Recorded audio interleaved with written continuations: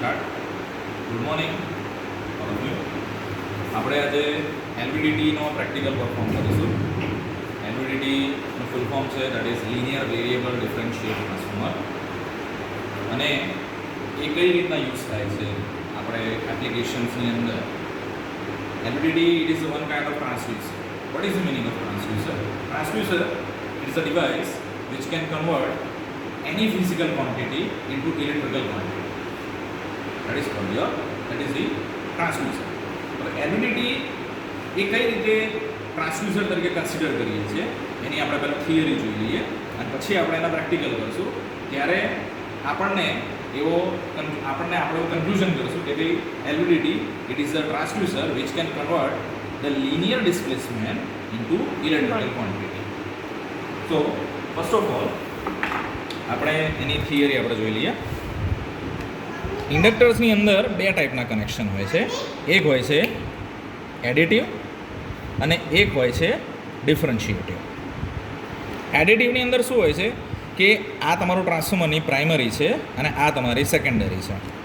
તો જો સેકન્ડરી બંને કોઇલ એકબીજાની એક્ઝેક્ટ સિરીઝમાં જોડેલી હોય તો આ બંને ફ્લક્સ જે છે એ ફ્લક્સનો એડિટિવ થશે. સો ટોટલ 5 ઇઝ ઇક્વલ્સ ટુ 5 1 + 5 2. પણ જ્યારે તમે ડિફરન્શિએટ કરો છો તો ડિફરન્શિએટની અંદર શું થાય છે કે જે કંઈ તમારા ફ્લક્સ ક્રિએટ થાય છે એ બંને એકબીજાને ડિફરન્શિએટ કરશે. એટલે આમાં જે કંઈ ઈએમએફ પ્રોડ્યુસ થશે એ ઈએમએફ થશે that is E1 + E2. But આની અંદર જે ઈએમએફ પ્રોડ્યુસ થશે દેટ ઇઝ E1 - E2. તો આપણે ડિફરન્શિયલ કનેક્શનનો આપણે યુઝ કરીએ છીએ એટલા માટે આનું નામ પડ્યું છે linear variable differential transformer. Differential transformer means કે એવું ટ્રાન્સફોર્મર કે જે વોલ્ટેજને ડિફરન્શિએટ કરશે. તો આ એની સર્કિટ છે. આ મારી કોર છે કે જે મૂવેબલ છે, બરાબર. આને હું આ રીતના મૂવ કરીશ. આ મારી પ્રાઇમરી છે કે જેમાં હું એસી વોલ્ટેજ આપું છું અને આની જે સેકન્ડરી જે છે એ બંને એકબીજાની ડિફરન્શિયલ કનેક્શનની અંદર આપેલી છે. તો જ્યારે મારી કોર એક્ઝેક્ટ આ બંને કોઇલની વચ્ચે આવશે એ દરમિયાન મારા વોલ્ટેજ જે છે એ 0 બતાવશે મને. Because if the core is become exact between two coil ત્યારે બંનેમાં એક સરખો ઈએમએફ પ્રોડ્યુસ થશે અને એક સરખો ઈએમએફ પ્રોડ્યુસ થશે ત્યારે એના વોલ્ટેજ મને 0 બતાવશે. દાખલા તરીકે E1 20 વોલ્ટ કરે છે અને આ બી 20 વોલ્ટ ક્રિએટ કરે છે તો આ મને 0 બતાવશે. હવે ધારો કે એને હું બહારની સાઈડ મૂવ કરું છું, આ કોરને બહારની સાઈડ મૂવ કરું છું તો શું થશે? કોર જે છે એનું ડિસ્પ્લેસમેન્ટ બહારની સાઈડ જશે. એટલે એ દરમિયાન મારા E2ની અંદર ઈએમએફ ઇન્ક્રીઝ થશે, E1ની અંદર ઈએમએફ મારો જે છે એ ડિક્રીઝ થવાનું ચાલુ થઈ જશે, બરાબર છે. કારણ કે કોર જે છે એ બહારની બાજુ આવે છે.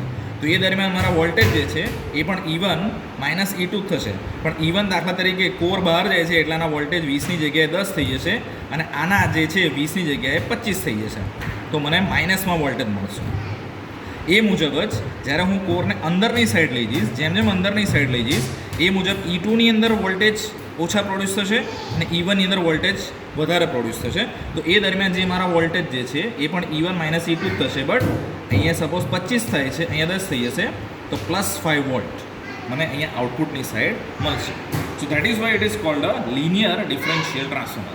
એટલે કે મારા કોરના linear displacement forward and backward બંને દરમિયાન મને વોલ્ટેજ જે છે એ વોલ્ટેજ આ બંનેના ડિફરન્શિએટ મુજબ મને મળશે. હવે આપણે પ્રેક્ટિકલી જોઈ લઈએ. પ્રેક્ટિકલની અંદર અહીંયા આપણી સામે એક કીટ આવેલી છે. કીટની અંદર તમે જોઈ શકો છો કે આ આખું એલવીડીટીનું ટ્રાન્સડ્યુસર છે અને એની જોડે આ માઇક્રોમીટર ગેજ જોડેલો છે which has a range is 25 to 1 mm. એટલે એક કાપો બરાબર જે છે એ 1 mm જેટલો તમારો અહીંયા થશે આની અંદર. ઓકે, અહીંયા પ્રાઇમરી સાઈડ છે કે જે એસી સપ્લાય આપશે. અહીંયા કોર જે છે આની અંદર આવેલી હોય કોર અને એ કોરનો આર્મ જે છે એ આર્મ આ છે. આ દેખાય છે તમને? આ કોરનો આર્મ છે જે આ આર્મ છે અને આ માઇક્રોમીટર ગેજનો આર્મ છે. એટલે જ્યારે હું ફેરવીશ ત્યારે માઇક્રોમીટર ગેજ દ્વારા આ આર્મ અંદરની સાઈડ જશે અને એ મુજબ જે છે એ ડિફરન્શિએટ વોલ્ટેજ જે છે આવશે.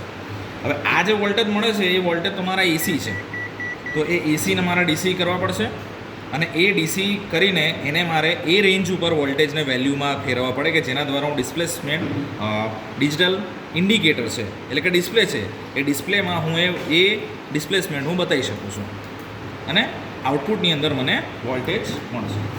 હવે આપણે આની અંદર બે ટાઈપના રીડિંગ લેવાના છે, કારણ કે જ્યારે તમે ગ્રાફ લો છો તો ગ્રાફની અંદર શું જોઈએ છે મારે?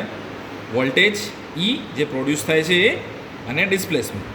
તો જેમ જેમ હું ડિસ્પ્લેસમેન્ટ કરતો જાઉં છું એમ મારા જે વોલ્ટેજ છે વોલ્ટેજ પણ લિનિયરલી ઇન્ક્રીઝ થવા જોઈએ.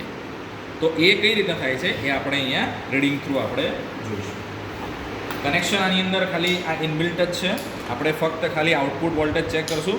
જેમ જેમ ડિસ્પ્લેસમેન્ટ કરશું એ મુજબ અહીંયા વોલ્ટેજ હું ચેક કરતો જઈશ અને જેમ જેમ ડિસ્પ્લેસમેન્ટ ફોરવર્ડ કે બેકવર્ડ કરતો જઈશ એ મુજબ કેટલા વોલ્ટેજ ઇન્ક્રીઝ થાય છે, ડિક્રીઝ થાય છે એનું આપણે મેઝરમેન્ટ આપણે કરશું. ઓકે, તો આપણે પહેલાં કીટ આપણે ચાલુ કરી દઈએ છીએ.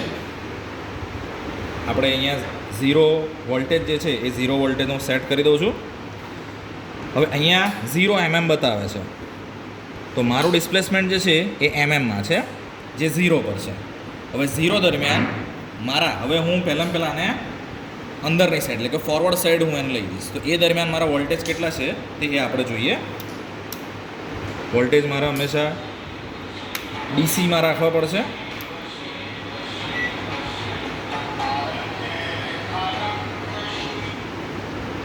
બરાબર છે. તો હું અહીંયા તમે જોઈ શકો છો 0 ઉપર 3.0 મિલીવોલ્ટ, અધરવાઇઝ આના કરતાં પણ ઓછા રીડિંગ આવે છે. So it is 3.0 millivolt. Okay, તો અહીંયા હું લખી નાખીશ દેટ ઇઝ 3.0 મિલીવોલ્ટ મારા આવે છે. ઓકે, હવે હું આને 1.3 mm લઈ જાઉં છું. બરાબર, આપણે અહીંયા અલગ અલગ રેન્જ નક્કી કરી દઈએ. 1.3, 3.5, 5.5, 10 એન્ડ 10.7. ઓકે, તો પહેલાં હવે હું 1.3 લઈ જાઉં છું. 1.3 mm સુધી હું લઈ જાઉં છું.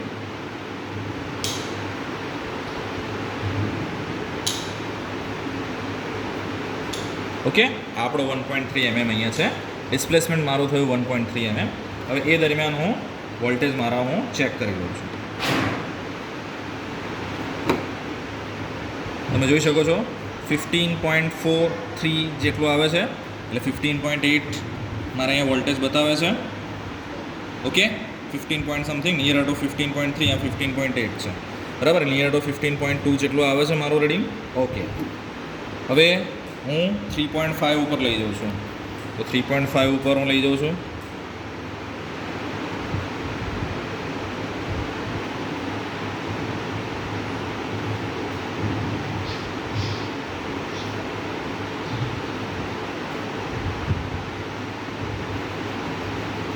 ઓકે, 3.5 વખતે હું આઉટપુટ વોલ્ટેજ મેઝર કરીશ,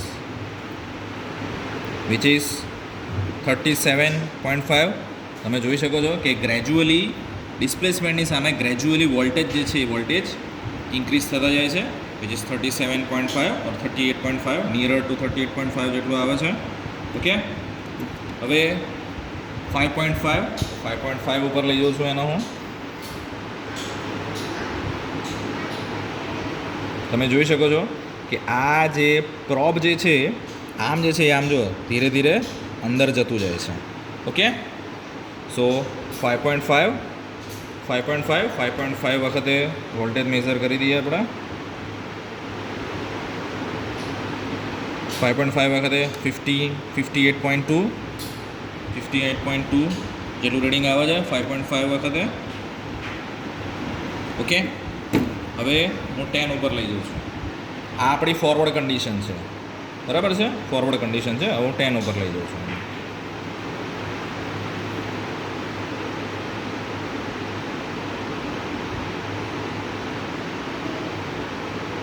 ઓકે, 10 ઉપર 10 mm જેટલું ડિસ્પ્લેસમેન્ટ કર્યું છે. 10 mm જેટલું ડિસ્પ્લેસમેન્ટ જે છે તમે જોઈ શકો છો ઇટ ઇઝ 104.2 જેટલું મને અહીંયા રીડિંગ અહીંયા મળે છે.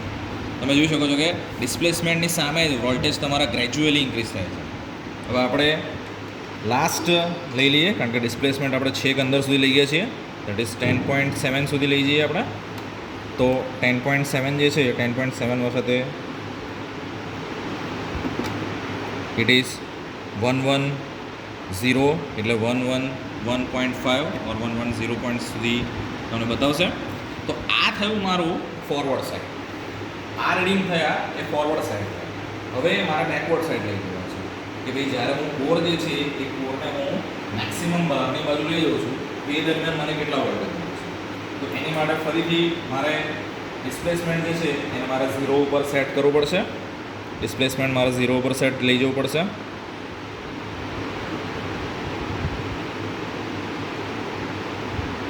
ઓકે, ડિસ્પ્લેસમેન્ટ હું 0 ઉપર લઈ ગયો છું. હવે એની અંદર બી આપણે હવે હું જેમ જેમ બહાર લઈ જઈશ એમ અહીંયા માઇનસની અંદર રીડિંગ બતાવશે. It will be ડિસ્પ્લેડ the in minus. Okay, તો માઇનસની અંદર મારે રીડિંગ લેવા છે. તો 0 ઉપર અત્યારે મેં 0 છે તો 0 ઉપર વોટ ઓબ્વિયસ છે કે 2 પોઈન્ટ સમથિંગ જ રીડિંગ આવશે જે આપણે પહેલાંથી લીધેલા હતા. ઇટ ઇઝ 1.5 સમથિંગ ઓર 1.2 જેવા રીડિંગ આવશે. ઓકે, 1.5 0 ઉપર મારો અહીંયા છે. ઓકે, બરાબર છે. તો 0 ઉપર જે છે એ -1.4 જેટલા રીડિંગ આવે છે.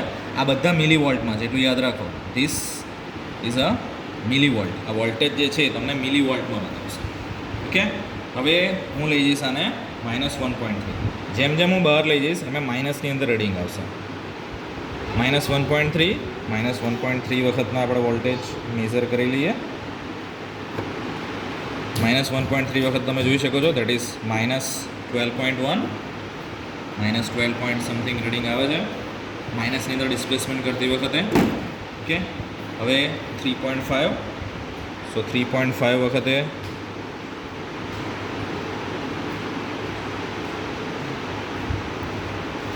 વખતનું ડિસ્પ્લેસમેન્ટ વખતને તમારો વોલ્ટેજ ચેક કરો.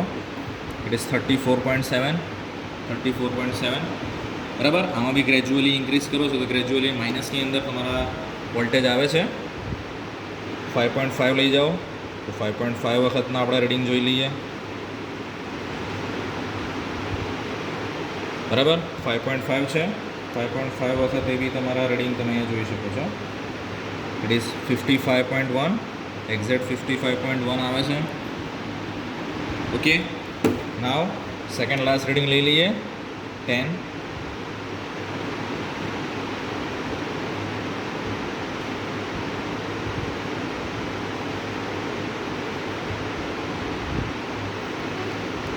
ઉપર આપણે રીડિંગ જોઈ લઈએ તો 10 ઉપર કેટલા આવે છે રીડિંગ. ઇટ ઇઝ -101.0 એટલે 101.1 આવે છે.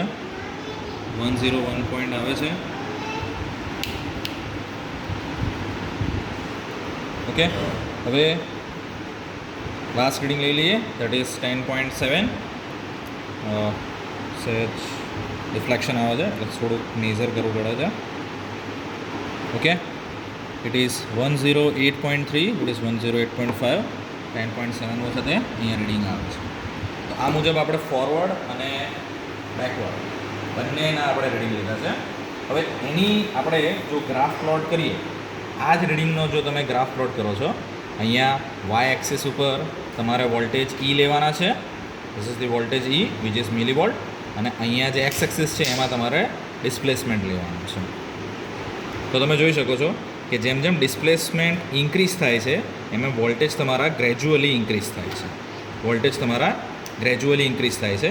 એ જ મુજબ નેગેટિવ સાઈડ તમે ડિસ્પ્લેસમેન્ટ લઈ જાઓ છો તો એ મુજબ બી તમારા નેગેટિવ સાઈડ જે છે એ વોલ્ટેજ તમારા ગ્રેજ્યુઅલી ઇન્ક્રીઝ થાય છે. તો આ મુજબ વિથ રીડિંગ આપણે એવું કન્ક્લુઝન કાઢીએ કે LVDT is a linear variable differential transformer and it is a transducer which can convert a linear displacement into electrical signal. Thank you.